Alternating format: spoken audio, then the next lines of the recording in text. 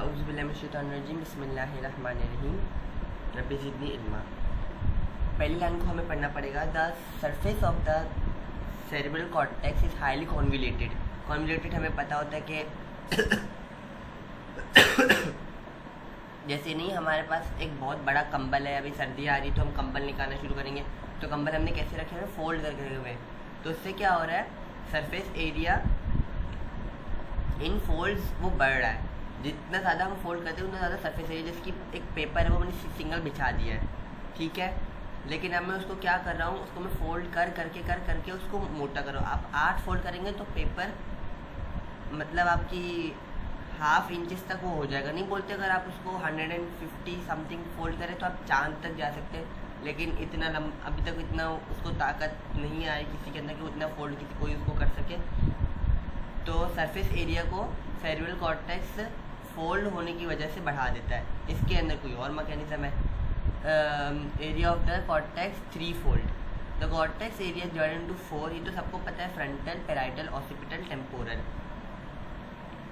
हमारे पास sensory area है, association area है, ये 3 जगह हो गई, और हमारे पास मोटर एरिया है। अब हमारे पास डायनसेफेलॉन होता है, उसके अंदर हमारे पास थैलेमस होता है और लिम्बिक सिस्टम होता है।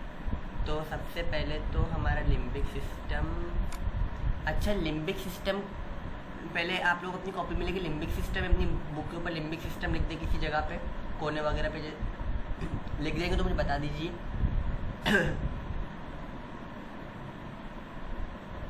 लिख दिया? अरे थम्स अप भी सेंड कर दे अगर हाँ या ना लिख सकते हैं।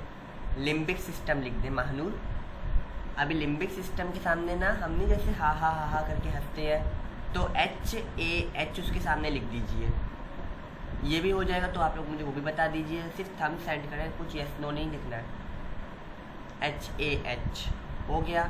तो एक H है हमारा हाइपोथैलेमस, एक H है हमारा हिप्पोकैम्पस, और A बीच में उसका मतलब है एमिगडाला। लिम्बिक सिस्टम का MCQ आता है कि इसके पार्ट्स के नाम बता दो, तो हाइपोथैलेमस, एमिगडाला, हिप्पोकैम्पस।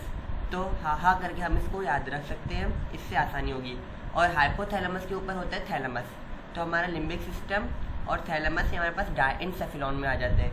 इजी है तो थम सेंड कर दो, और आपने लिख लिया तो तब भी थम सेंड कर दें। चलिए ठीक है, ये हमारे पास एक काम हो गया कि हमें पता चलेगा डायनसेफेलॉन में क्या हो रहा है। तो हमारे पास thalamus is the major integrating centre. कौन है, किसने मैसेज किया है? अच्छा तहरीन कौन है सर? थर्ड वाला क्या था? थर्ड वाला था हिप्पोकैम्पस। पहला हाइपोथैलेमस, नीचे पे एमिगडाला लिखा हुआ है, एमिगडाला के बाद हाइपोथैलेमस, एमिगडाला, हिप्पोकैम्पस, और हाइपो के ऊपर थैलेमस होता है। तो यहाँ पे लिख देता हूँ, वैसे बुक के अंदर लिखा हुआ है, खैर फिर भी लिख देता हूँ।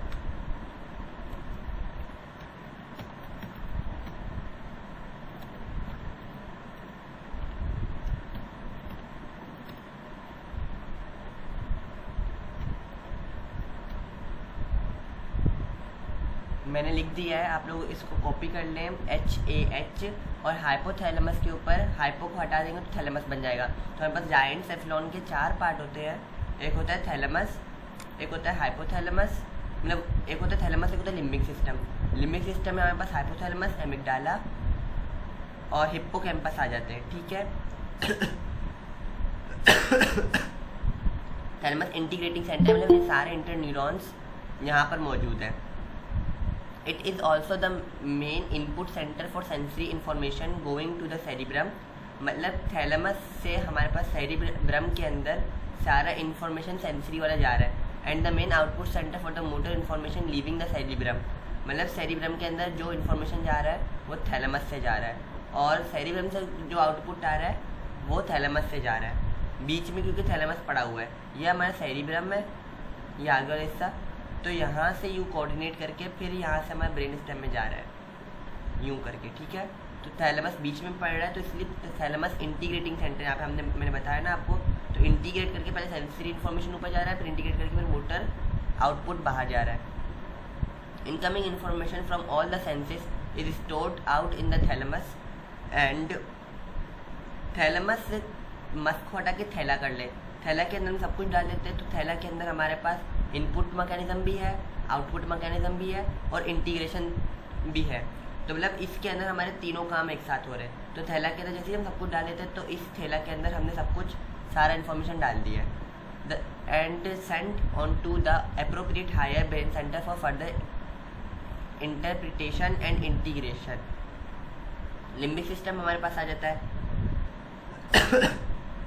ये लोकेट करता है थैलेमस और सेरिब्रम के बीच में। ये थैलेमस है, ये हमारे पास सेरिब्रम है। तो ये थैलेमस पीछे की तरफ आ गया, सेरिब्रम आगे की तरफ आ गया। हाइपोथैलेमस इधर है, एमिगडाला भी इधर है और हिप्पोकैम्पस भी इधर है। लेकिन अगर मैं आप लोगों को सही वाला बताऊँ तो इनके बीच में होने का मकसद ये नहीं है। थैलेमस के नीचे है लिम्बिक सिस्टम, तो ये थैलेमस है। थैलेमस के नीचे हमारे पास यहाँ पे हाइपोथैलेमस आ गया। हाइपो मतलब नीचे, थैलेमस के नीचे हाइपोथैलेमस। हाइपोथैलेमस के अंदर जो छोटा वाला आपको वो मोटाई नज़र आ रही है, वो हमारा एमिगडाला है। और जो उसके बराबर में जो मोटा वाला होल है, तो हमारा हिप्पोकैम्पस है। ठीक है। और ये हमारे पास hypothalamus contains many different clusters of neuron.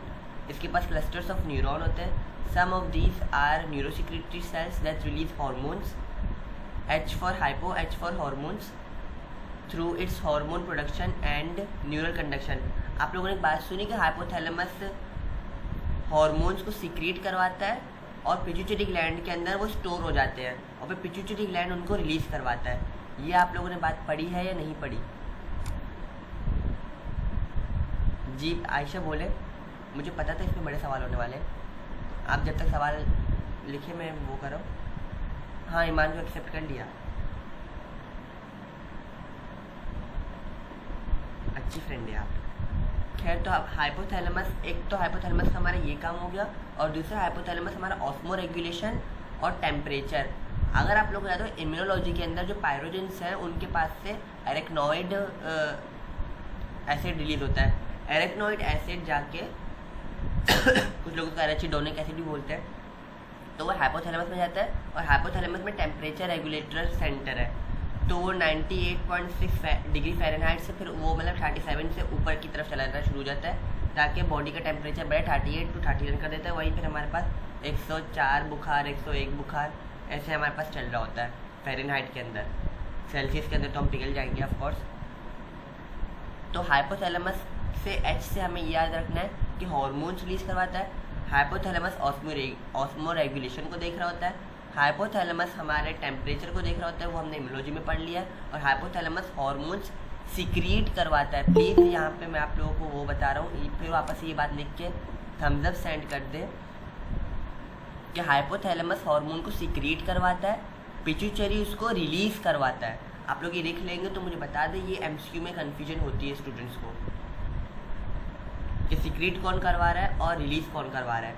Secret hypothalamus का है, सीक्रेट मतलब बनाना निकालना, और रिलीज मतलब वहाँ पे आके स्टोर होकर जब भी आएगा कि इस चीज़ की ज़रूरत है तो पिट्यूटरी उसको रिलीज कर देगा। सीक्रेट मतलब बनाना और सारे काम को देखना वो हाइपोथैलेमस का काम है, और पिट्यूटरी ग्लैंड के अंदर वो जाके सारा स्टोर हो जाता है और फिर पिट्यूटरी का काम है उसको रिलीज कर देना। हाइपोथैलेमस स्टोर नहीं करता है, वो पिट्यूटरी में चला जाता है। आप ये बात अभी हम आगे पढ़ भी लेंगे कि हाइपोथैलेमस सारे हार्मोन्स को, जिसके हाइपोथैलेमस के अंदर 4 हार्मोन्स हमारे पास जो बनते हैं वो एंटीरियर पिट्यूटरी में जाके स्टोर हो जाते हैं। और हमारे पास थर्मल रेगुलेशन हाइपोथैलेमस खुद कर रहा होता है, पिट्यूटरी ग्लैंड नहीं करता है। ऑस्मो रेगुलेशन हाइपोथैलेमस खुद करता है, पिट्यूटरी ग्लैंड नहीं करता है। आप हाइपोथैलेमस का ऑस्मो रेगुलेशन हमने किडनी वाले चैप्टर में पढ़ा था और इम्यूनोलॉजी में हमने उसका टेम्परेचर वाला पढ़ लिया था, उसमें पिट्यूटरी का नाम नहीं था। तो जहाँ पे पिट्यूटरी का है वो मैं बता रहा हूँ। अभी हाइपोथैलेमस का काम hunger, thirst, water balance, menstrual cycle, autonomic nervous system वगैरह को देखना है।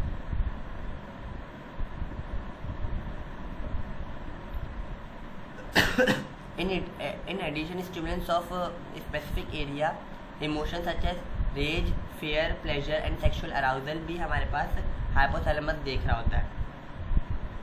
क्यों? अभी मैंने बताया कि FSH और LH फॉलिकल स्टिमुलेटिंग हार्मोन और ल्यूटेनाइजिंग हार्मोन, और हाँ, तो ये दोनों हार्मोन्स हमारे पास मर्दों में भी रिलीज़ होते हैं, ख़वातीनों में रिलीज़ होते हैं।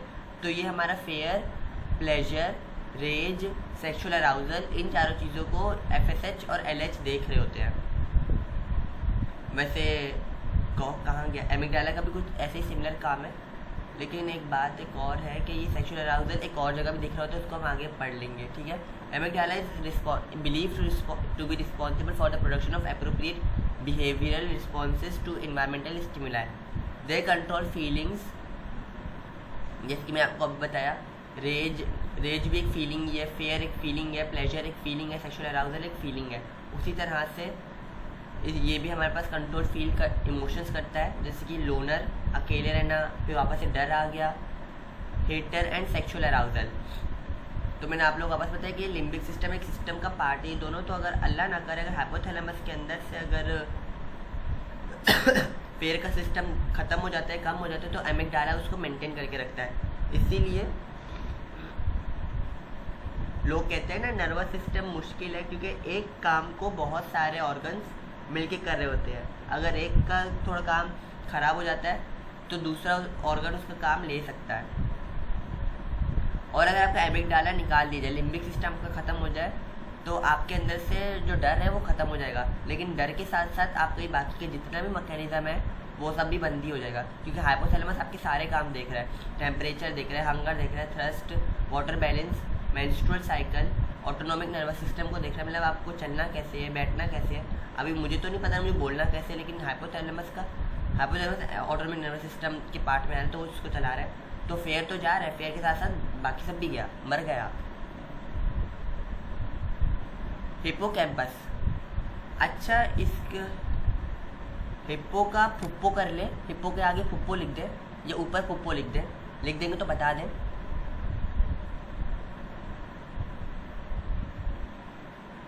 लिख दिया। जैसे भी हमारी फुप्पो होती है, फुप्पो की जो मेमोरी थी वो लॉन्ग टर्म होती है, उसको 27 साल पुरानी बात भी याद है कि तुम्हारी अम्मी ने 27 साल पहले ये काम किया था। वो बेचारी अम्मी उस वक्त नई शादी करके आई थी, दूसरा दिन था शादी का, लेकिन फुप्पो को वो बात याद है, उसमें बैठ के मुझे सुनाएंगे कि तुम्हारी अम्मी ने 27 साल पहले ये काम किया था, तुम्हारी नानी मरते वक्त ये बोल के गई थी, मुझे बुरा लगा था। अरे बेचारी मर गई नहीं, तो उसका क्या है, उसका ना बहुत ना लॉन्ग टर्म मेमोरी ताकतवर है। तो उसी तरह से हिप्पोकैम्पस का काम होता है हमें लॉन्ग टर्म मेमोरी को मेंटेन करके रखना। तो हिप्पो फुप्पो, तो इससे आप लोग प्लीज़ याद रखिएगा, इसको प्लीज़ मत भूलिएगा। हिप्पोकैम्पस ही सी हॉर्स की तरह इसका रिसेम्बलेंस होता है, इसीलिए इसका नाम हिप्पोकैम्पस है। It plays important role in the formation of long term memory, MCQ में आते हैं इसलिए बता दिया, and is thus required for learning. तो जब हम लर्न कर रहे होते हैं तो हमारे हिप्पोकैम्पस हमारी फुप्पो काम कर रही होती है, ठीक है। Short term memory and procedural memory types remember of how to do motor acts like walking on the other hand are not mediated by hippocampus. वो काम हमारा आगे जो दूसरा ऑर्गन करेगा हम उसके बारे में बात करेंगे, लेकिन वो हिप्पोकैम्पस नहीं करता। सॉरी, हिप्पोकैम्पस का सिर्फ एक ही काम है, वो लॉन्ग टर्म मेमोरी और लर्निंग में हेल्प करना, और ये लिम्बिक सिस्टम का लास्ट पार्ट है। The cortex and cerebrum are principally responsible for managing them, ठीक है। जो हमारा सेरिबेलम है ना, वो हमारी मूवमेंट वगैरह को देख रहा होता है कि हमें चलना कैसे है, नहीं चलना है, क्या करना है, ये सब हमारा सेरिबेलम और सेरिब्रम कर रहा होता है। तो इसी तरह से हमारे पास डिसडायडोकाइनेसिया, इसका नाम भी आप लोगों को नहीं आएगा अभी फिलहाल, इसको छोड़े, डिसमेट्रिया, डिसएस्टिया, तो हमारे पास ऐसे कुछ बीमारियाँ सेरिब्रम के अंदर आ जाती है, जिसकी वजह से वॉकिंग के इशूज़ आ जाते हैं लोगों के अंदर कि पाँव तो बढ़ाना है, लेकिन वो पाँव बढ़ाएंगे तो स्प्लिट कर जाएंगे, लेट जाएंगे, उनको पता ही नहीं कितना बढ़ाना है, तो उनका दिमाग काम ही नहीं कर रहा। Mid brain is extremely reduced in humans but plays an important relay centre. Mid brain contains retinacular formation, retinacular formation इसको अभी पढ़ लेते हैं, विच एक्सटेंड्स ऑल द, इसको प्लीज़ याद रखें, रेटिनाकुलर फॉर्मेशन किस में होती है, मिड ब्रेन में होती है। अच्छा, एक और बात यहाँ पे, खैर आगे आएगी तो बता दूंगा, बट एन इम्पॉर्टेंट नहीं बता ही देता हूँ।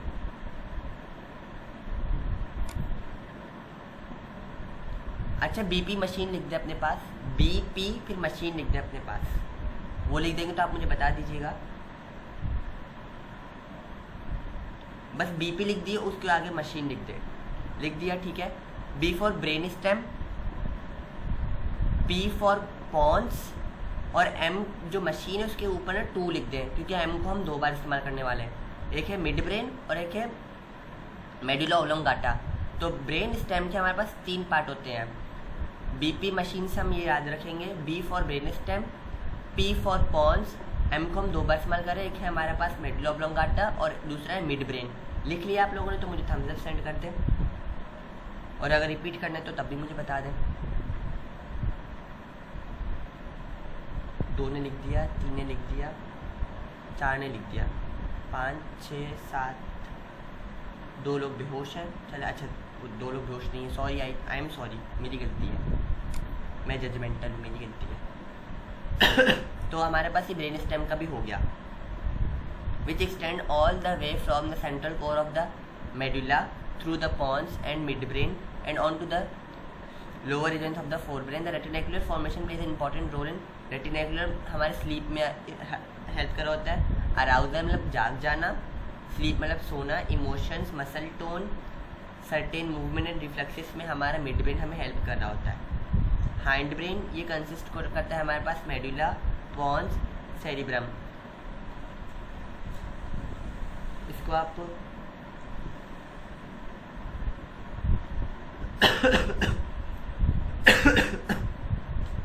सॉरी, आप इसको क्या बोल रहा था मैं, चले छोड़े। जो हैंड ब्रेन होता है, हैंड ब्रेन हमारे पास कंसिस्ट करता है, इसके लिए मेरे पास कोई निमोनिक नहीं है। अगर आपके दिमाग में कोई आ रहा है तो आप लोग इसका बना लीजिएगा, MPC या CMP ऐसे करके आप लोग कुछ बना सकते हैं तो बना लें। तो हैंड ब्रेन हमारे पास के अंदर हमारे पास आप लोग चैम्प लिख दें, हैंड ब्रेन के आगे चैम्प लिख दें, चाम्प लिख दें, जैसे हम चाम्प खाते भी है तो CHAMP, ए को छोटा कर दें, बाकी सबको बड़ा कर दें। तो C for cerebellum, H for hindbrain, M for medulla, P for pons. क्योंकि इसके लिए मैंने कुछ में था, इसको मैंने ऐसे रट्टा मारा था, क्योंकि फिर इतना एनिमोशन को सब एक दूसरे में मिलना जाए, इसीलिए थोड़ा ख्याल इसके लिए भी रखना पड़ता है। अब हमारा मेडुला ओब्लोंगाटा आ गया, अच्छी चीज़ है, ऑटोनोमिक फंक्शंस करवाता है मेडुला ओब्लोंगाटा, जिसकी breathing, heart rate, blood pressure, swallowing, ये सारे काम हमारा मेडुला ओब्लोंगाटा करवाता है। और हमारे पास पॉन्स, मैंने आप लोग पहले भी दिया था, पॉन्स हमारा हम फेशियल के लिए इस्तेमाल करते हैं, चेहरे के लिए पॉन्स क्रीम को इस्तेमाल करते हैं। पॉन्स लोशन होता है, मुझे नहीं पता, मेरी बहन इस्तेमाल करती है, वो क्या होता है मुझे नहीं पता, इसीलिए मेरी स्किन फटी हुई है, उनकी नहीं फटी हुई। खैर, pons located above the medulla tend to influence transitions between sleep and wakefulness and between stages of sleep. Other influences include the rate of pattern of breathing. Sleep करने के लिए हमें आंखें बंद करनी पड़ती है, तो पॉन्स आंखें बंद करवा देता है, फिर आंखों को खोलने का काम भी पॉन्स का ही होता है। स्टेजेस ऑफ स्लीप हमारे पास आ जाते हैं, एक रैम स्लीप होती है, एक नॉन रैम होती है, वो आपकी काम को दफ़ा करें, इसमें लिखा हुआ नहीं, हम क्यों पढ़ेंगे वो।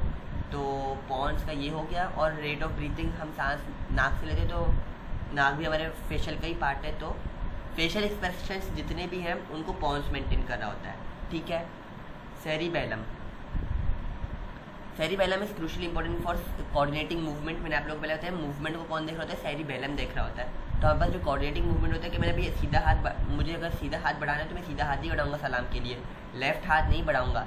तो वो कौन बता रहा है मुझे, वो मुझे सेरिबेलम बता रहा है। मुझे अगर राइट की तरफ जाना है तो मैं पहले लेफ़्ट को राइट की तरफ घुमाऊंगा, राइट को राइट की तरफ भी घुमा सकता हूँ, लेकिन मेरा वो कॉमन रिफ्लेक्स होगा कि मैं लेफ़्ट को पहले राइट की तरफ मुड़ाऊँ, फिर मैं आगे जाऊँ। तो ये सारा काम मेरा सेरिबेलम कर रहा होता है। और मुझे कितना पाँव आगे बढ़ाना है, एक बंदा है वो मेरे सामने है, वो हाथ नीचे करके मुझे सलाम कर, मैं उसके आंख के अंदर घुसा रहा हूँ हाथ, तो मतलब अगर ये काम मैं कर रहा हूँ तो सेरिबेलम मेरा ख़राब है। इन शॉर्ट कैंसर है, यहाँ पे ट्यूमर है किसी का, मेरा नहीं, अल्लाह ना करे। द सेरिबेलम नहीं बोलते, अपनों को मत बोला करे, किसी और को XYZ को बोला करे ताकि उसको लग जाए, तो मैं अपनी चाची को कहूँगा।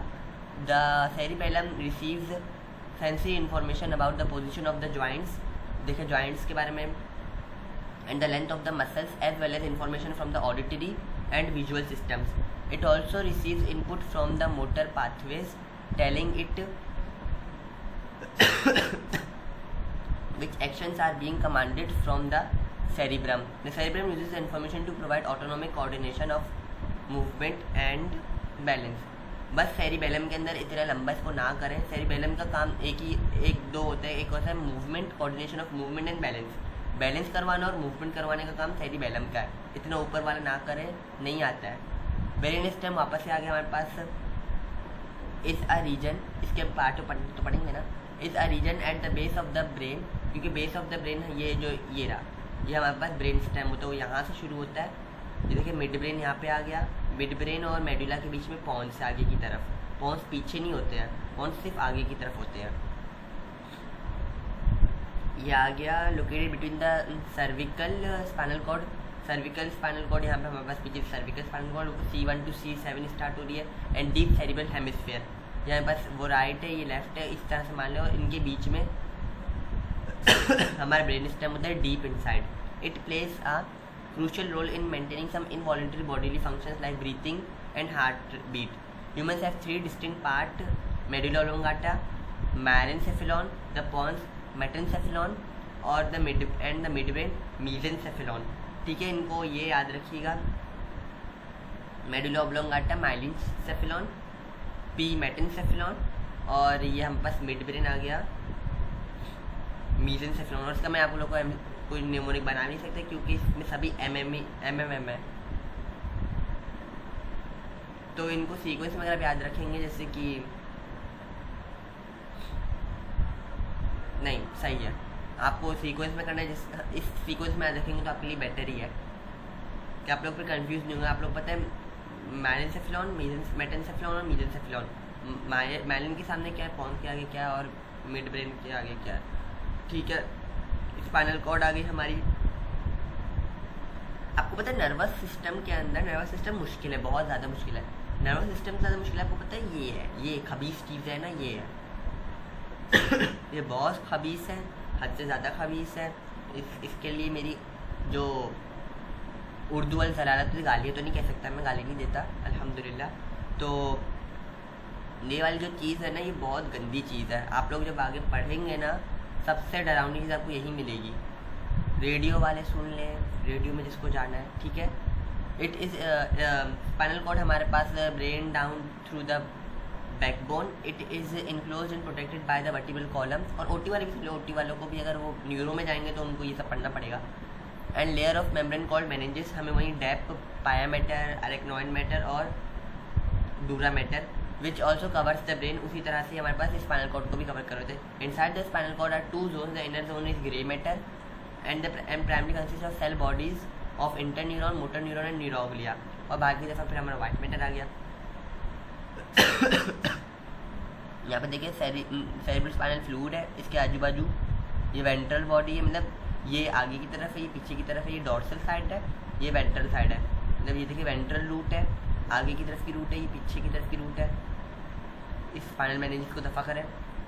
डॉर्सल रूट गैंग्लियन, ये रहा बना हुआ है गोल, ये मोटापा आपको नजर आ रही है, मोटापा डॉर्सल रूट गैंग्लियन है। घुच्चा है यहाँ पे, बस ये याद है कि यहाँ पे घुच्चा होता है, डॉर्सल रूट है ये। फिर वहीं ये पायामेटर, एरेक्नॉइड मैटर और dura mater, outside to inside, ठीक है। आउटसाइड डूरा मैटर, सबसे inside pia mater. The outer zone is white matter and contains axons of sensory neuron. मतलब जो हमारा वाइट मैटर उसके अंदर एक्सॉन्स है और बाकी सारी चीज़ें अंदर की तरफ ग्रे मैटर के अंदर है। In dorsal column and axon of motor, dorsal column मतलब पीछे की तरफ हमारे पास ये हमारी वेंट्रल बॉडी है, ये हमारी दूसरी तरफ की बॉडी है। नहीं, लड़कियाँ वी आगे की तरफ पहनती हैं, तो उसी तरह से वेंट्रल आगे की तरफ है और डॉर्सल पीछे की तरफ है। तो जो हमारा मोटर न्यूरॉन के जो वो है, कहाँ गया, जो सेंसरी इन्फॉर्मेशन, सेंसरी से शुरू करते था, तो सेंसरी न्यूरॉन का इन्फॉर्मेशन वो डॉर्सल से अंदर आता है और मोटर आगे की तरफ से चला जाता है। पीछे की तरफ से सेंसरी आ रहा है, आगे की तरफ से मोटर जा रहा है। प्लीज़ याद रखिएगा कि डॉर्सल की तरफ से, डॉर्सल साइड की तरफ से, ये एमसीक्यू में आता है, डॉर्सल साइड की तरफ से कौन सा आता है, कौन सा न्यूरॉन आता है। तो डॉर्सल साइड की तरफ से सेंसरी आता है और वेंट्रल साइड की तरफ से मोटर चला जाता है, ठीक है। And axon of motor neuron in ventral column. These nerve tracts also contain the dendrites of the nerve cells, messages from the body and the brain run up and down the spinal cord. ये वही general information आप लिखी हुई है. In addition to relaying messages the spinal cord also function as in reflexes. जो हमारे आग जल गया, ये हो गया, वो हो गया, उसके लिए स्पाइनल कॉर्ड इंडिपेंडेंटली काम कर रहा होता है. The sudden involuntary movement of muscles, a reflex produces a rapid motor response to stimulus because the sensory neurons pass its information to a motor neuron in the spinal cord. बीच में लेकिन inter neuron होगा, ये बात याद रखिएगा. अभी हमारे पास ये चीज़ एमसीक्यू में आती है कि 12 हमारे पास पेयर होते हैं क्रेनियल नर्व्स के और 31 पेयर होते हैं हमारे पास स्पाइनल नर्व्स के. पेरिफेरल नर्वस सिस्टम का ये पार्ट होते हैं.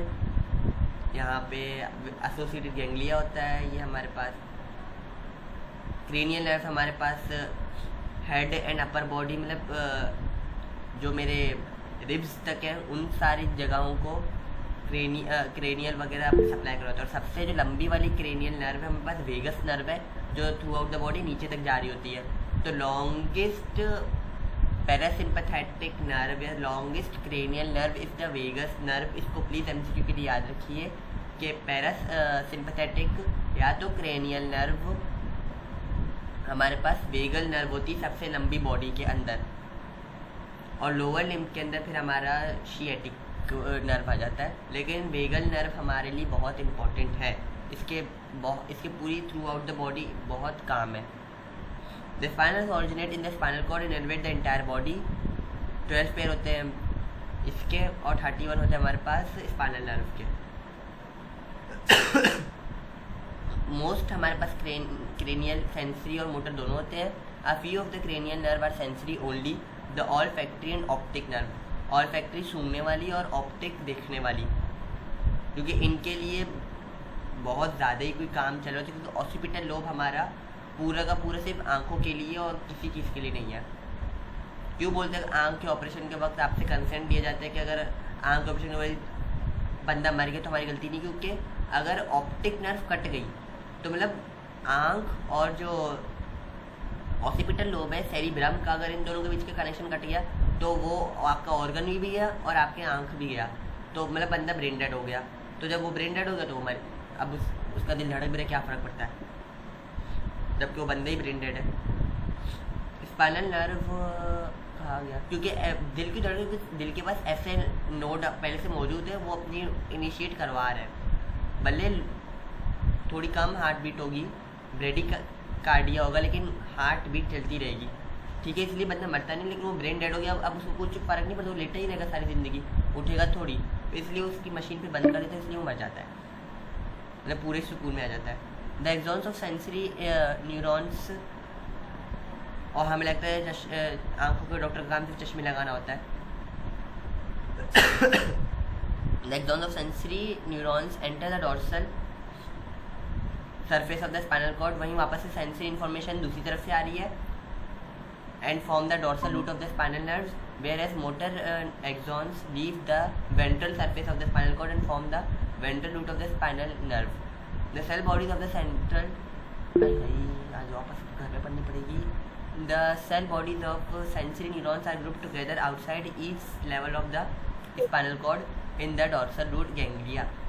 The cell bodies of motor neurons on the other hand are located within the spinal cord and are not located in ganglia. एक वर्डिंग थी, वर्डिंग बस मैंने पढ़ दी है, इसका कुछ इतना इम्पोर्टेंट रोल नहीं है. सोमैटिक और ऑटोनॉमिक नर्वस सिस्टम.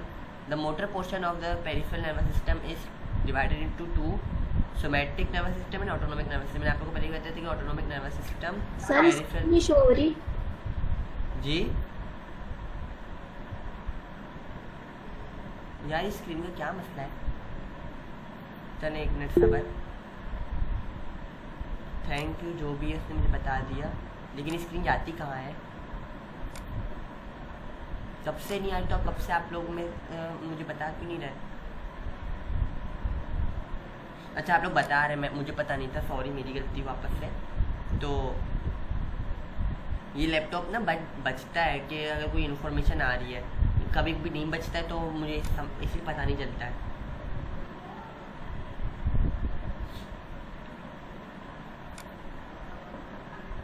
अभी नज़र आ रहा है सबको?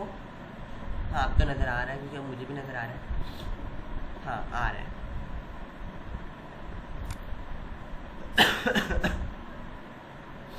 Somatic and autonomic nervous system. The motor portion of the peripheral nervous system is subdivided into two: somatic nervous system and autonomic nervous system.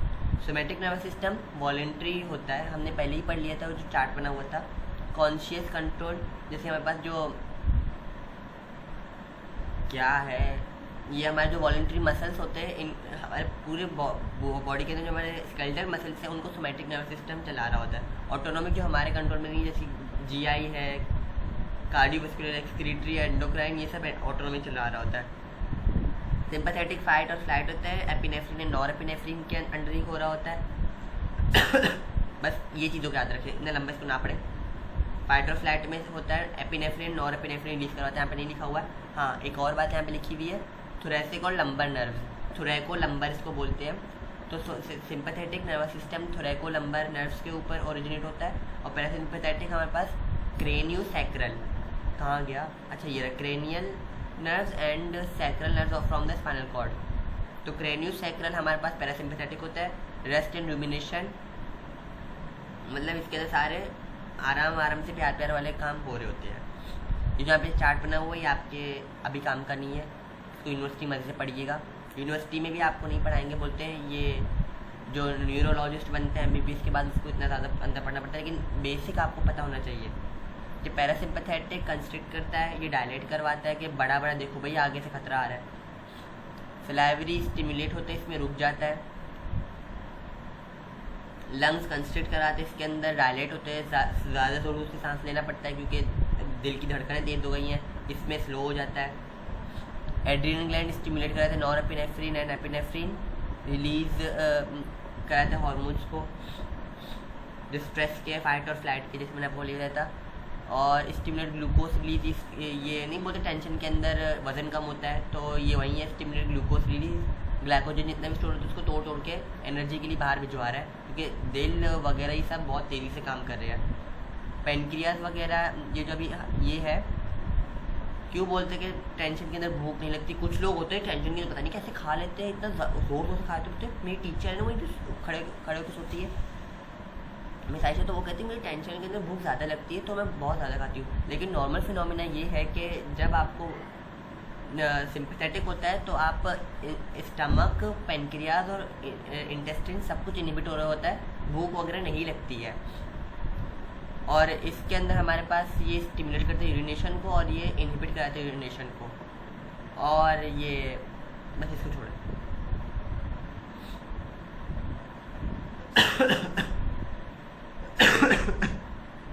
ये रिसेप्टर्स, ये तो सबके फेवरेट से ही बच्चे वाले हैं।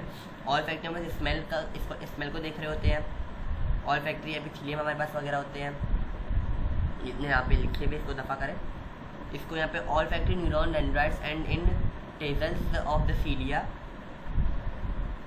बस एक बात याद रखिए, जो हमारे नाक का जो अंदर का जो पोर्शन है ना, वहाँ पर ना रिसेप्टर्स हैं। जब हमारे सांस के साथ अगर कोई खुशबू या कोई ऐसी चीज़ आके अंदर चली जाती है, इसकी बिरयानी की खुशबू है, कौरमे की खुशबू है, करेला वरेला मैं नहीं बोलने वाला, फालूदे की खुशबू है, आइसक्रीम की खुशबू है, तो जब वो नाक के अंदर चली जाती है तो जो अभी इसके ट्राइंगल वाला है, तो ये गोल गोल रह गए, तो वहाँ पे जाके बाइंड करते, फिर ये सारा ये जो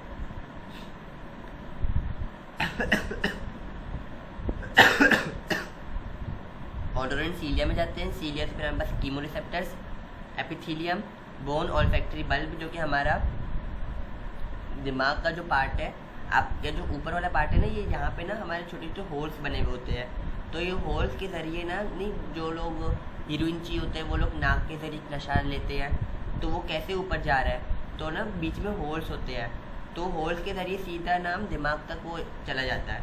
नहीं बोलते तेरा आप नहीं सूंघना चाहिए, मैं पागल हूँ, मैं गया था केमिस्ट्री लैब, तो मैंने HCl का ढक्कन खोल के मैं सूंघ रहा था कि कैसी खुशबू है, और मैं बैठ के उल्टियाँ कर रहा था। मेरे कुछ वो वर्ड इस्तेमाल नहीं करूँगा, कीड़े वाले लफ्ज़ होता है ना, तो मुझे थोड़े हैं। मेरी अम्मी ने वो गार्लिक और जिंजर का पहले मैं ढक्कन खोल के सूंघ रहा हूँ कि मज़ा आएगा, पता नहीं क्या होगा इसमें। तो ये मेरी हरकत है, तो इसीलिए वजह से इन होल्स की वजह से सीधा ब्रेन के अंदर चला जाता है। ठीक है। Nasal mucosa and their axons project directly into the cerebral cortex. ये मैंने बता दिया ना कि इनके जो एक्सॉन्स होते हैं वो कहाँ प्रोजेक्ट होते हैं, डायरेक्टली सेरिब्रल कॉर्टेक्स के अंदर, मतलब दिमाग के अंदर। When odorous substances diffuse into this region it binds to specific receptor molecules on the plasma membrane of the olfactory cilia. 1000 type के रिसेप्टर्स होते हैं protein embedded in the olfactory cilia. Each receptor protein is specialized to bind a particular type of molecule and stimulate olfactory neuron to send a message. यहाँ बस 10,000 हमारे पास test receptors होते हैं। Modified epithelial cell होते हैं। Bitter पीछे होता है, सौर हमारे कोनों में होते हैं, स्वीट यहाँ होता है, सॉल्टी यहाँ होता है। अच्छा, जो वो लोग बोलते हैं ना कि आप लोगों को कोई तीखी चीज़ खानी नहीं तो पीछे की तरफ का जो दांत है ना वहाँ पे जाके उसको खाएं, क्योंकि उमामी होता है ना ये स्पाइसी चीज़, और जो हम गोश्त वगैरह खाते हैं ना तो ये तब स्टिमुलेट होता है। तो इसलिए अगर आप इस तरफ से कोने की तरफ से अगर आप लोग कोई चीज़ खाएंगे ना तो उसका टेस्ट बड्स तो यहाँ पे मौजूद है तो टेस्ट महसूस नहीं होगा इतना ज़्यादा। अगर वो उसका वो पानी रिलीज़ नहीं हो, अगर आप कुछ को अलग खा रहे हैं तो सीधा नीचे चले जाएगा। और आपको ऐसे कॉम्पिटिशन वगैरह जीतना है तो ये काम करिएगा, लेकिन पहले घर से प्रैक्टिस करके जाइएगा। निपल लाइक प्रोजेक्शन होते हैं, इनको पेपिला होते हैं, टंग के ऊपर होते हैं। We can not distinguish different types of taste receptors from this structure. सही है। वी कैन डिस्टिंग्विश, पता नहीं यहाँ पे नॉट लिखा हुआ है। वी रिकॉग्नाइज 5 बेसिक, ये हमारे पास ये हो गए। Umami perception of glutamate and amino acid, hearty taste to many protein rich foods and such as meat, cheese and butter। फिर हमारा सेंसरी रिसेप्टर्स आ गए ह्यूमंस के अंदर। मीजनर कार्पोसेल्स, इनके नाम याद रख लें, इनका काम याद मत रखें, लेकिन आप काम एक बार कर लेते हैं, आपको अपने नसीब के यकीन नहीं है तो आप लोग कर लीजिएगा। वैसे मैं आप लोगों को भी बता देता हूँ। Meissner corpuscles, Ruffini's corpuscle, Merkel's disc, Pacinian. मेरे पास 4 से ज़्यादा है भी नहीं, बस इनके नाम याद कर लें। और ये वाला है हमारे पास प्रेजेंट होते सरफेसेस। अच्छा, ये चीज़ है कि कहाँ इनके वो नहीं होते हैं। मीजर कार्पोसेल्स हमारे वहाँ पे होते हैं जहाँ पे बाल नहीं होते हैं। जो इसकी फिंगर्स हैं उनके ऊपर बाल नहीं है अंदर की तरफ। पाल में अंदर का जो हाथ का जो हिस्सा है, निपल्स, इनके ऊपर बाल नहीं होते हैं। द टोनिक आँखों के पलकों के ऊपर भी वैसे बाल नहीं होते हैं। और या आईलैशेस और पता नहीं क्या बोलती हैं लड़कियाँ, मुझे नहीं पता। The tonic receptors consist in rufinous corpuscles in dermis and touch 2 mandings। Merkel cells होते हैं near the surface of the skin।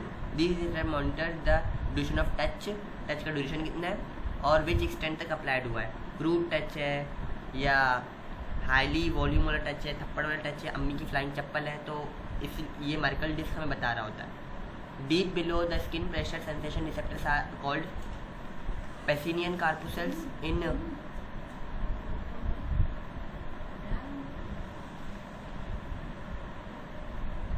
ये मेरी अम्मी थी, बोल रही थी पॉपकॉर्न खाओगे। In human class of naked dendrites in the epidermis of the skin called nociceptors. ये हमारे पास पेन वगैरह को ये देख रहा होता है जो आउटसाइड से आ रहा होता है। So net because of the sensation of noxious substances as well as tissue damage. अच्छा, बस हमारा ये रहता है। ये मुझे आप लोग बात बता दें, आप लोगों को 5 मिनट का ब्रेक चाहिए या हम सीधे ही कंप्लीट करते हैं? क्योंकि मुझे लगता है आप लोग अभी दिमाग थक गया होगा, तो आप लोगों को अगर 5 मिनट का ब्रेक चाहिए तो 5 मिनट का ब्रेक ले लें, क्योंकि मुझे मसला नहीं, मुझे पढ़ाना है, आप लोग को पढ़ना है।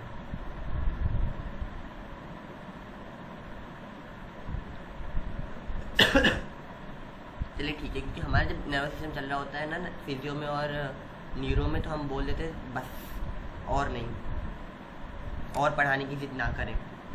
तो बस effect of drugs on nervous system मेरा फेवरेट पार्ट, तो आपका फेवरेट पार्ट होना चाहिए, क्योंकि जो बलोची ख़वातीनें होती है उनका काम पता है आपको क्या होता है? वो एक हुक्का लेती है, नीचे उसका नाम क्या है, जो हुक्के का जो डब्बा होता है ना, कप, उसके अंदर नीचे ना एक पत्थर डालती है, पत्थर के ऊपर वो चीनी डालती है, चीनी के ऊपर वो लोग वो डालती है इलायची, इलायची को काट के ना मुँह से या किसी भी चीज़ से उसके अंदर का जो बीज होता है वो नीचे उसके ऊपर डाल देती है।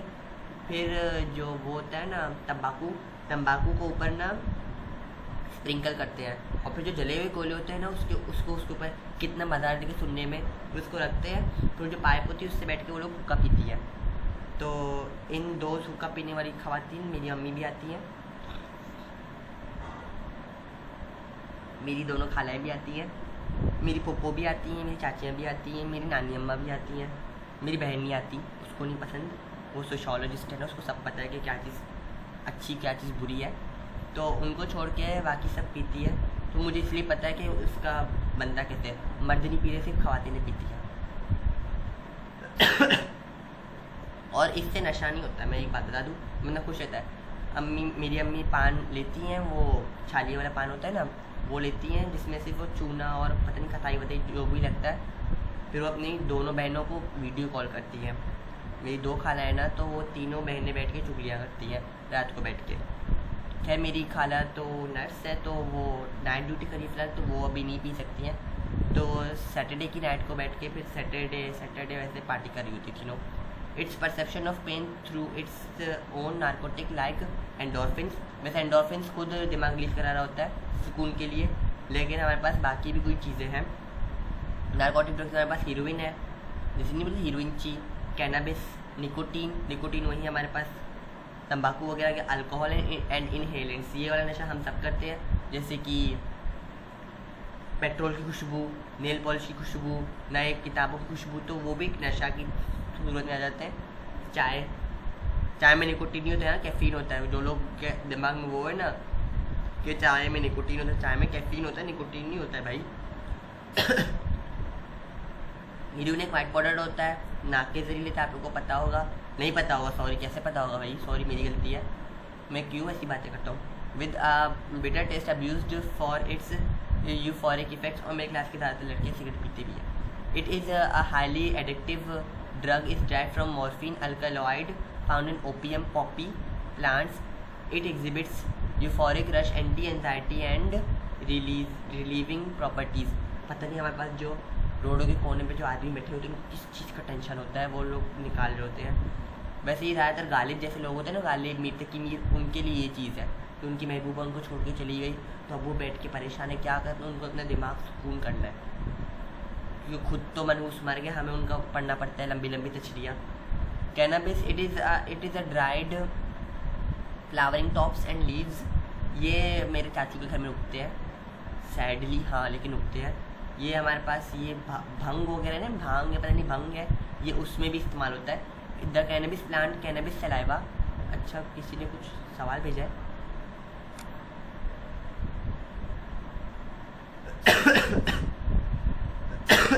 नहीं ना अभी पूरे करने हैं, इसलिए तो पूरा पढ़ा रहा हूँ ना, मुझे क्या शौक है पूरा पढ़ाने का।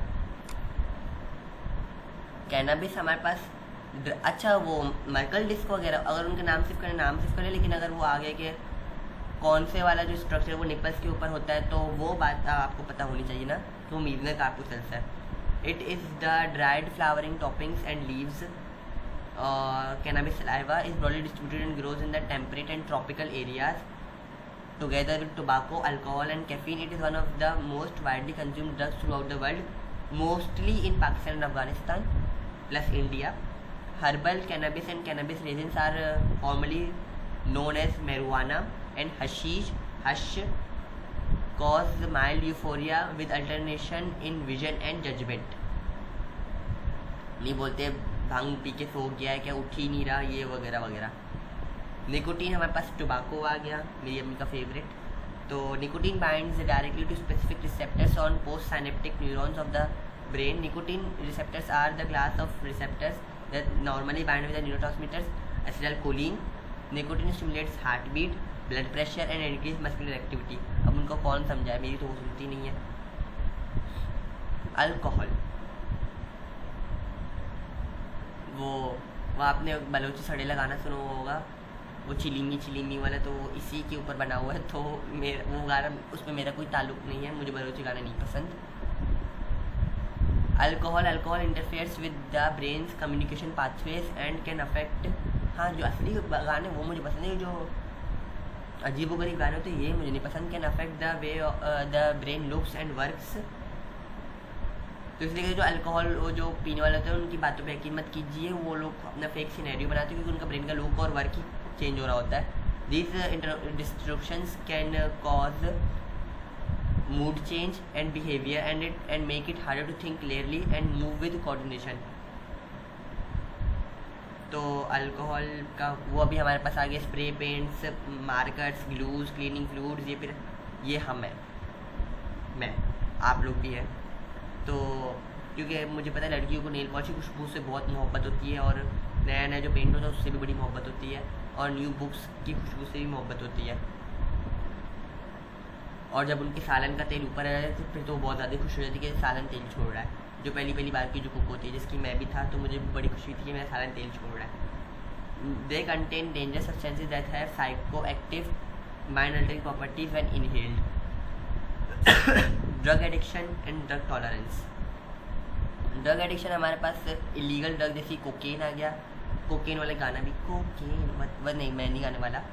और वैसे क्योंकि मेरा गला ख़राब है तो आप लोग बोलेंगे फटी हुई आवाज़ में अपने फटा हुआ ड्रम शुरू हो गया।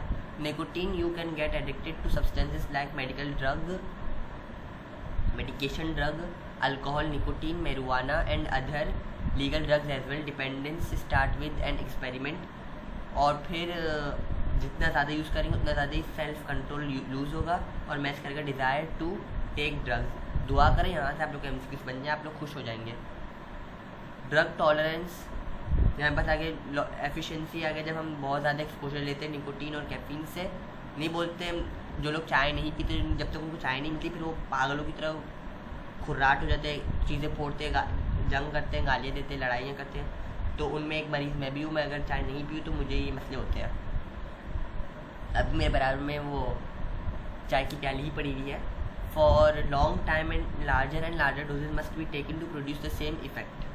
पहले मैं आधा प्याला पीता था, अब मैं पूरा प्याला पीता हूँ। अब मुझे लगा कुछ अर्से बाद मैं 1.5 और 2 में भी चला जाऊँगा क्योंकि मेरी खाला 2.5 प्याला पीती हैं फिर भी उनको असर नहीं होता है। और मेरी क्लास की लड़की है, उसका नाम नहीं लूँगा, आप लोग की सीनियर होगी, अच्छी बात नहीं है। वो SIUT में आती है, SIUT की चाय फ्री है तो वो 4 कप चाय पीती है पूरे। वस्कुलर डिसऑर्डर्स हमारे पास ब्रेन के अलग अलग किस्म के होते हैं, सिर्फ ये नहीं, वस्कुलर है, इन्फेक्शन है, स्ट्रक्चरल है, फंक्शनल है और डिजेनरेटिव है। आज का लेक्चर बड़ा लंबा जा रहा है क्योंकि आज सबको लालच है मुझे मिला के चैप्टर ख़त्म करना है। Vascular disorders of the CNS, nervous disorders due to abnormality in blood circulation. और इधर से मैं MCQ बनाऊंगा आपको फंसाने के लिए कि stroke is a kind of, फिर मैं आपको ऑप्शन दे दूंगा, स्ट्रक्चरल है, वस्कुलर है, इन्फेक्शन है, फंक्शनल है, डिजेनरेटिव है, फिर आपको वो फिर फंसाने के लिए।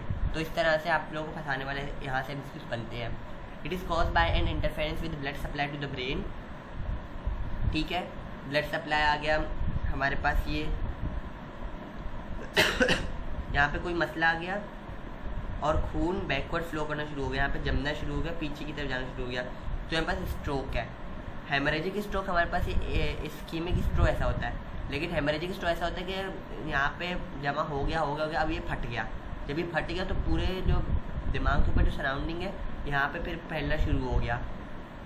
वैसे स्ट्रोक तो बताने के कुछ वो भी है, लेकिन सिम्टम्स आप लिखो तो मैं क्यों अपना दिमाग लगाऊँ। It is cause by an interference, ये हो गया।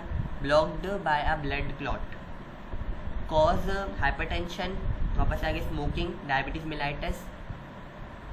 ये लोग कुछ लोग बोलते हैं ना एड्स खतरनाक, मेरे ख्याल से डायबिटीज़ उससे भी ज़्यादा खतरनाक क्योंकि डायबिटीज़ हर चीज़ से रिलेटेड है। High alcohol intake and cocaine abuse, क्योंकि ये आपके ऊपर नहीं जेनेटिक्स भी हो सकता है। प्रेग्नेंट खवातीनों को बेबी शुगर होता है, आप लोगों ने सुना होगा इन लेमन टर्म। उनको डायबिटीज़ मेलाइटस टाइप 1 हो जाता है प्रेग्नेंट खवातीनों को, और जो टाइप 2 होती है तो उनके अंदर उनको वो नहीं होता, लेकिन HIV में तो आप जान के जाके आप वो कर रहे हैं ना। And cocaine abuse, high alcohol intake, symptoms होते हैं loss of blood flow to the brain, damage tissues within the. ये वही हो गया ना कि हमारे पास जो हाइपरटेंशन, स्मोकिंग वगैरह की वजह से ब्रेन का जो आर्टीरियल सप्लाई है वो डैमेज हो रहा है। Loss of balance and coordination, severe and sudden headache, paralysis, weakness in the arms, face and leg. अभी आप लोग सोच रहे होंगे ये सब तो मेरे अंदर भी है, क्योंकि मुझे भी कभी भी लगता है कि कोई बीमारी पड़ा है तो मुझे लगता है यार ये तो मेरे अंदर सब कुछ है। Treatment of stroke is a medical emergency immediate. अभी एक बंदे को स्ट्रोक आ रहा है, कैसे मुझे पता चलेगा उसको स्ट्रोक आ रहा है और मुझे जल्दी उसको हॉस्पिटल पहुंचाना है। ये नहीं एक लड़की बेचारी चल रही है और फिर उसके सर में अचानक दर्द हुआ, उसने किसी को बताया सर में दर्द हो रहा है और वो गिर गई, तो इसका मतलब ये नहीं कि वो प्रेग्नेंट है, उसका ये मतलब है उसको स्ट्रोक आ रहा है। या तो वो कमज़ोर भी हो सकती है लेकिन वो स्ट्रोक आ रहा है। लेकिन मुझे कैसे पता चलेगा उसको स्ट्रोक ही आ रहा है? क्योंकि वो बोली मेरे चेहरा पूरा सुन्न हो रहा है, करंट लग रहा है मेरे चेहरे पे, मेरे हाथों में वीकनेस नहीं हो रही, मेरे हाथों में करंट लग रहे हैं, और मेरे पाँव में वो नहीं जब एक चीज़ सुन हो जाती है एक पार्ट और वो फिर सुन जब उसको खत्म होना शुरू होता है फिर एक तेज़ी से नर्व इम्पल्स जनरेट हो रहा होता है, तो वो जगह करंट खा रही होती है क्योंकि वो पहले वो नर्व दब रही थी ना, मैं उसके ऊपर प्रेशर अप्लाई किया होता है। जैसे ही प्रेशर हटाया तो वो सुन्नी ख़त्म करने के लिए, सुन होने का ख़त्म करने के लिए वो जगह फिर वहाँ से तेज़ नर्व इम्पल्स आना शुरू हो जाता है। इसी वजह से मुझे करंट अपने पैरों में महसूस होता है। तो अगर वो लड़की है, वो कह रही है, लड़का है, वो कह रहा है कि मुझे लॉस ऑफ बैलेंस है, कोऑर्डिनेशन है और मैं गिर गया हूँ, पैरालिसिस हो रहा है, लेकिन मुझे पैरालिसिस ऐसा हो रहा है कि मैं अकड़ गया हूँ लेकिन मुझे करंट लग रहे हैं, तो इसका मतलब उसको स्ट्रोक आ रहा है।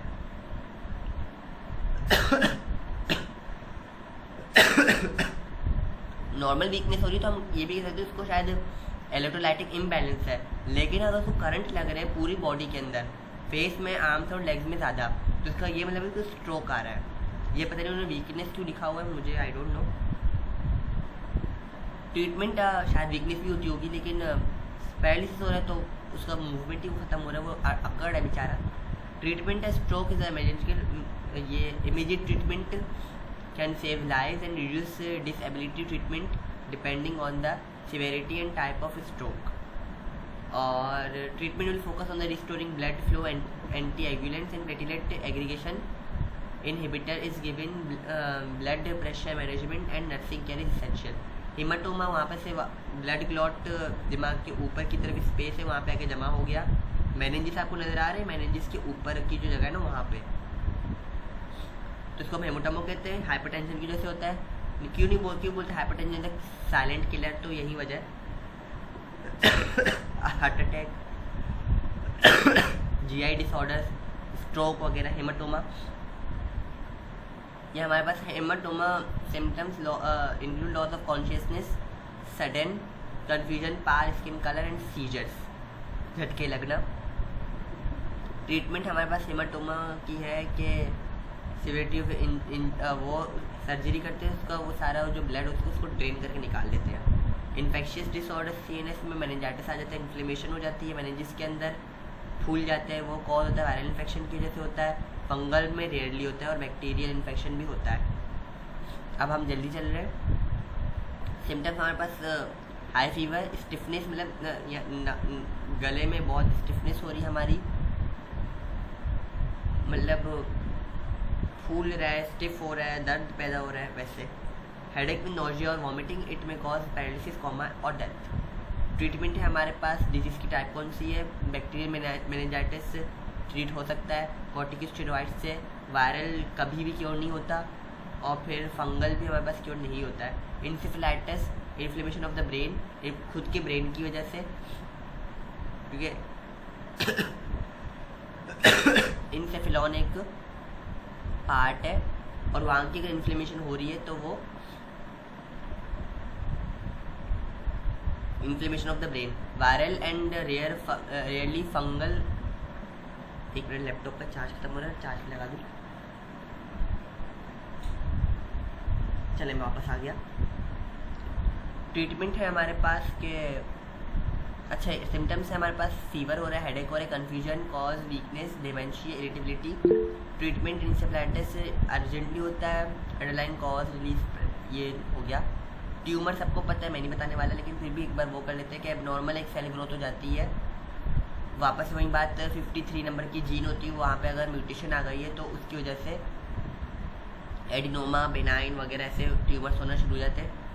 कॉज म्यूटेशन और रेडिएशन की वजह से हो सकता है, क्योंकि रेडिएशन जो रेडियोलॉजी और एनएमआर वाले होते हैं उनको भी इस बात का खतरा होता है, इसलिए वो अपने आप को शील्ड करके रखते हैं।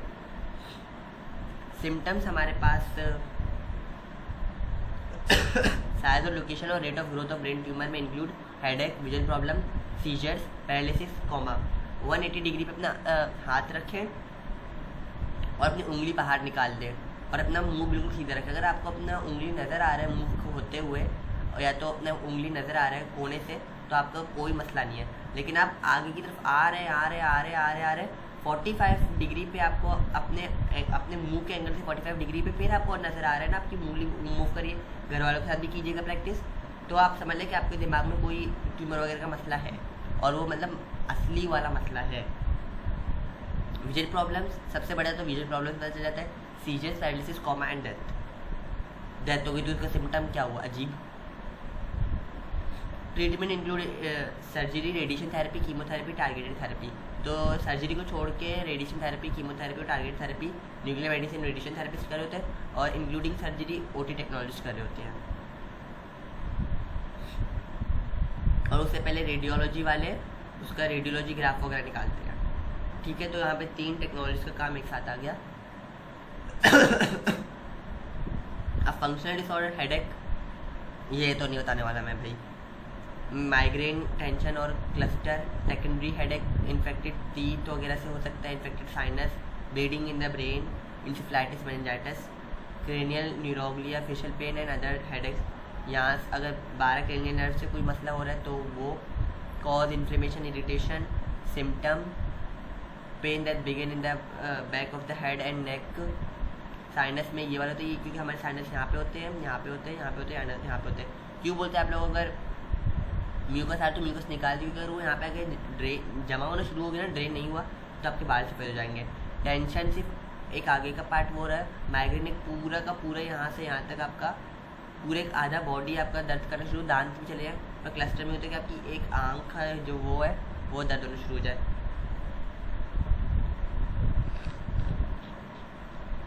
Multiple sclerosis autonomic nervous system, central nervous system में होता है। हंटिंगटन कोरिया, ये औरतों में ज़्यादा होता है, सॉरी लेकिन औरतों में ज़्यादा होता है ये। It is due to gradual breakdown of brain nerve cells, it affects physical movement, emotions and.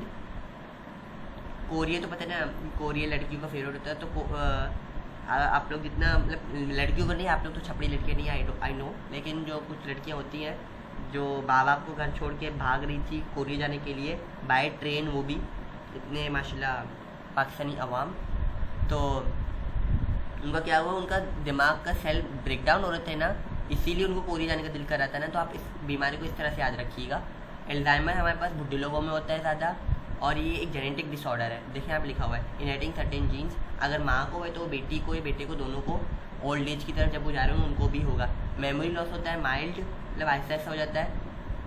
फिर कन्वर्सेशन भी नहीं कर पाते, खाना खाना भूल जाते हैं, और फिर उनके मुंह से सारा वक्त म्यूकस भी निकल रहा होता है, छोटे बच्चों की तरह हो जाते हैं, उनका कंट्रोल बिल्कुल ही ख़त्म हो जाता है।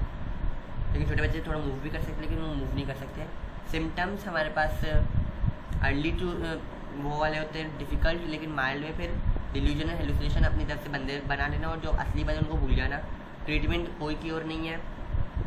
हेल्दी ब्रेन, माइल्ड अल्जाइमर, मतलब ब्रेन अपने आप को खुद खाना शुरू कर दे, और सीवियर में बिल्कुल ही ब्रेन श्रिंक हो जाते हैं, क्योंकि ब्रेन अपने आप को खाना शुरू करता है। पार्किंसंस, डरने की बात नहीं, क्योंकि पार्किंसंस डिसऑर्डर मर्दों में ज़्यादा होता है, अगर हंटिंगटन कोरिया खवातीनों में ज़्यादा हो रहा है। ये इसके अंदर हमारे पास वापस वो बात आ जाती है कि डोपामीन के जो लेवल हैं वो गिर जाते हैं।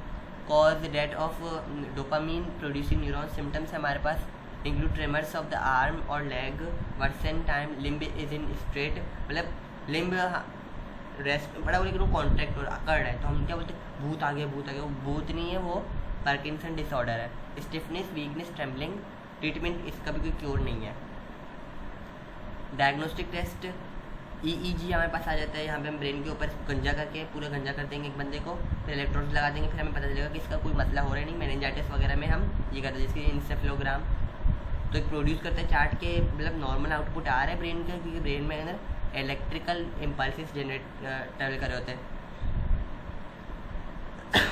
CT स्कैन, इसके अंदर हमारा वो होता है हाइड्रोजन के जो मॉलिक्यूल्स आप लोगों ने पढ़ा हुआ होगा, हाइड्रोजन केमिस्ट्री में स्पेक्ट्रोस्कोपी के अंदर, उसके अंदर ये मूव कर होते हैं, दौड़ होते हैं गोल गोल, उसके वजह से स्लाइसिस और इमेजेस फॉर्म कर रहे होते हैं।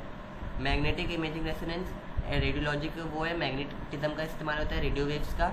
और कंप्यूटर स्ट्रक्चर्स को वो करता है, बना देता है कि क्या हो रहा है। इसके अंदर हमने वापस से वही स्पेक्ट्रोस्कोपी का चैप्टर आ जाता है, protons of hydrogen atoms which are then exposed to a beam of radio wave. This spins, जिस तरह से फिर प्रोटॉन जिस डायरेक्शन में मूव करेंगे, फिर वो मूव करके ह्यूमन की बॉडी के ऊपर पड़ेंगे। जो ह्यूमन बॉडी के नॉर्मल सेल्स वाले होंगे ना, वो भी हाइड्रोजन प्रोटॉन के डायरेक्शन में मूव करेंगे, लेकिन जो एबनॉर्मल होगा वो उसके अपोजिट डायरेक्शन में मूव करना शुरू कर देगा। और फिर वो MRI की स्कैनर के अंदर वो फोटो क्लिक हो जाती है, तो हमें पता चलता है कि अच्छा ये जो इस तरफ से वो आ रहा है वो कौन से बॉडी पार्ट से आ रहा है, मतलब ब्रेन के पार्ट से या बॉडी पार्ट से। फिर हम बोलते हैं यहाँ पे मसला है। और हमारा चैप्टर शुक्र अल्हम्दुलिल्लाह या अल्लाह तेरा लाख लाख शुक्र ख़त्म हो चुका है।